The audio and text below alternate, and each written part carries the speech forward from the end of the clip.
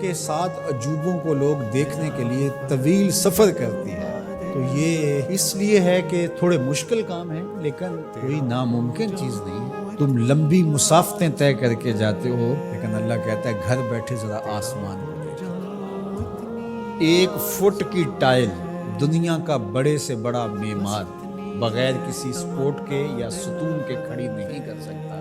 اتنا بڑا آسمان بغیر ستونوں کے اس نے کھڑا کیا۔ ذرا غور تو کرو، تدبر تو کرو، زمین کو دیکھو، زمین کیسے ہموار کر دی ہے۔ اللہ اکبر، دیکھنے کو تو مٹی ہے، لیکن اس مٹی کے اندر جب بیج ڈالتے ہیں تو مٹی کا رنگ کیسا ہے، اور جو بیج اگتا ہے وہ کونپل کا رنگ سبز ہوتا ہے۔ پھر اس کے اوپر شاخ، اور شاخ کے ساتھ پتے، پھر پتوں کے ساتھ کلیاں، اور کلیوں کے ساتھ پھر غنچے اور پھول، اور پھر پھل، اور پھل میں بھرا ہوا رس، رس کے اندر مٹھاس، اور اس کے اندر طبی خواص اور توانائی۔ مٹیالی زمین سے اگنے والے پودے کے رنگ میں سرخیاں کہاں سے آ گئیں؟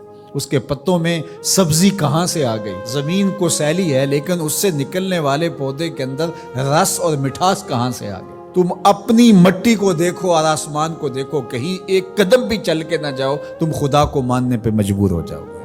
حضرت شیخ فرید الدین عطار کا ایک شعر مجھے یاد آیا، کیا خوبصورت بات کہی۔ سانے کزتی سلاتی می کند، کیسا کاریگر ہے، مٹی سے بادشاہ بنا دیتا ہے۔ یہ جو زبان بول رہی ہے یہ مٹی سے بنی ہوئی ہے، یہ جو آنکھیں دیکھ رہی ہیں یہ مٹی سے بنی ہوئی ہے، یہ جو کان سن رہے ہیں یہ مٹی سے بنے ہوئے ہیں، یہ دماغ جو سوچ رہے ہیں اور جو صغرے کبرے ترتیب دے رہے ہیں، جو کہا گیا وہ بھی، جو میں کہنا چاہ رہا ہوں وہ بھی یہاں گھوم رہا ہے، یہ دماغ بھی مٹی کا بنا ہوا ہے۔ یہ سیاہ گھنے بال، یہ خوبصورت چہرہ، یہ رنگوں کی سجی ہوئی دنیا، یہ سب کچھ مٹی، یہ پھول مٹی سے نکلا، یہ انار مٹی سے نکلا۔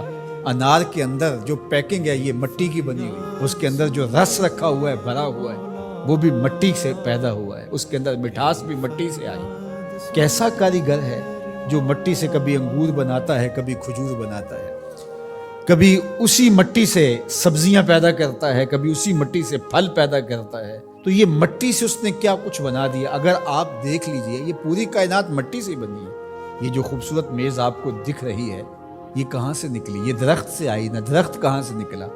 یہ مٹی سے نکلا۔ یہ لوہا کہاں سے نکلا؟ یہ مٹی سے نکلا۔ یہ ستون کہاں سے آیا؟ مٹی سے۔ یہ قالین کہاں سے آیا؟ یہ جو کپاس اگتی ہے اور یہ کپڑے بنتے ہیں یہ کہاں سے آئے؟ آپ بولیں گے مٹی سے۔ اپنے عضو کو دیکھ لیجئے، یہ سب مٹی سے بنے ہیں۔ آپ نظر گھما کر کے دیکھ لیں، آپ کو جو بھی شے نظر آئے گی آپ کو مٹی سے نکلی، زمین سے نکلی ہوئی دکھائی دے گی۔ غور کر لیں، تدبر کر لیں۔ اللہ اکبر، یہ شہنشاہ، یہ کج کلا، یہ کاریگر، یہ شاعر، یہ ادیب، یہ فلسفی، یہ بال کی کھال ادھیڑنے والے، یہ باتوں میں حسن پیدا کرنے والے، یہ شعر و دنیا کے بڑے بڑے جادوگر، یہ کہاں سے نکلے؟ جواب آیا مٹی سے نکلے۔ واختلاف اللیل والنہار، دن اور راتوں کا بدلنا۔ اب سورج کی روشنی اتنی ہے کہ ماحول منور ہے، پھر دھیمی دھیمی تاروں کی چھاؤں ہوگی۔ کبھی دن آتا ہے، کبھی رات آتی ہے، کبھی صبح کا سپیدہ نمودار ہوتا ہے، کبھی شام کے دھندلکے ہوتے ہیں، کبھی کالی رات دبیز چادر اوڑے آ جاتی ہے، کبھی چٹا دن ہوتا ہے، کبھی گرم دھوپ ہوتی ہے، کبھی کڑکتی دوپہر ہوتی ہے، کبھی برستی بارش ہوتی ہے، کبھی گھر کے سرمئی بادل آ جاتے ہیں، کبھی کوسے قزا کی رنگینیاں ہوتی ہیں، کبھی دھنک کی شوخیاں ہوتی ہیں، کبھی بادلوں کی اوٹ سے جھانکتا ہوا چاند دکھائی دیتا ہے، کبھی سورج بادلوں کے پیچھے چھپتا نظر آتا ہے، کبھی درد غروب سے زرد لگتا ہے، کبھی سرخ ٹکیا سورج کی دکھائی دیتی ہے، کبھی اتنا روشن کہ دیکھا نہیں جا سکتا۔ چاند کبھی جوان ہوتا ہے، کبھی بدر تمام ہوتا ہے، کبھی کھجور کی خشک ٹہنی کی طرح ہوتا ہے، کبھی اتنا باریک ہوتا ہے کہ لوگ دور سے دیکھ رہے ہوتے ہیں، دکھائی نہیں دیتا۔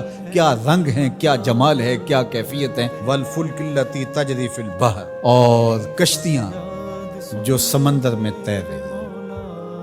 1 فٹ کا لوہا لے کر کے آپ پانی میں پھینکو ڈوب جائے گا، لیکن ہزاروں ٹن وزن لیے ہوئے، اس میں لوہا بھی ہے اور بھی چیزیں ہیں، ایک جہاز پانی میں تیرتا ہوا ایک ساحل سے دوسرے ساحل تک پہنچ جاتا ہے، ڈوبتا نہیں ہے۔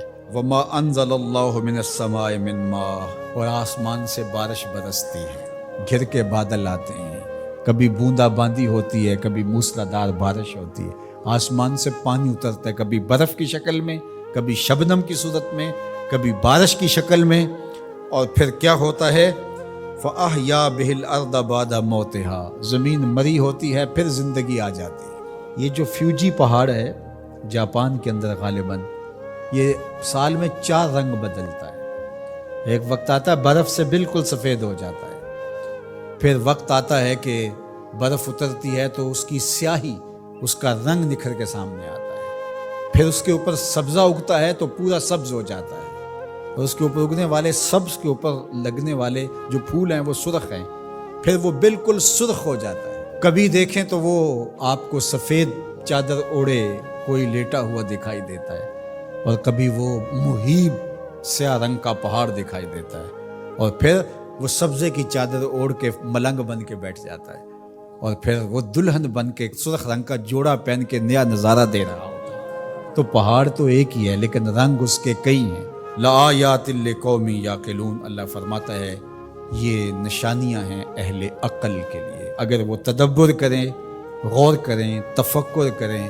جب کوئل کی آواز آتی ہے تو اس کے لہجے کے اندر یہ درد کس نے رکھا ہے؟ جب بادل گھومتے ہیں اور پانی لے کر کے ٹنوں کے حساب سے گھوم رہے ہوتے ہیں تو یہ کس نے سہار رکھا ہے ان کو؟ یہ آسمان بغیر ستون کے کیسے کھڑے ہیں؟ یہ زمین سے سبزے کیسے اگتے ہیں؟ ہم آکسیجن اپنے لیے ان ہواؤں سے کیسے کشید کرتے ہیں؟ رحم مادر کے اندر نقش و ونگار کیسے بنتے ہیں؟ زندگی کی رمق کیسے آتی ہے؟ حیات جاویداں کا نور کیسے ملتا ہے؟ رنگوں کی کائنات کیسے آباد ہوتی ہے؟ بچپن سے لڑکپن، لڑکپن سے جوانی، جوانی سے بڑھاپا، اللہ اکبر، اسی کی شانیں ہیں۔ تو کہا اگر تم غور کرو، تدبر کرو تو تم اس کے وجود کا انکار نہیں کر سکتے، اور جس تمہارے ایک رب نے یہ سب کچھ پیدا کیا، تمہارا حق ہے کہ تم اسی کو معبود مانو۔ تمہاری پیشانی، تمہاری جبین نیاز کسی اور کے آگے نہیں جھکنی چاہیے، تمہارا سر جھکے تو مالک کی دہلیز کے اوپر۔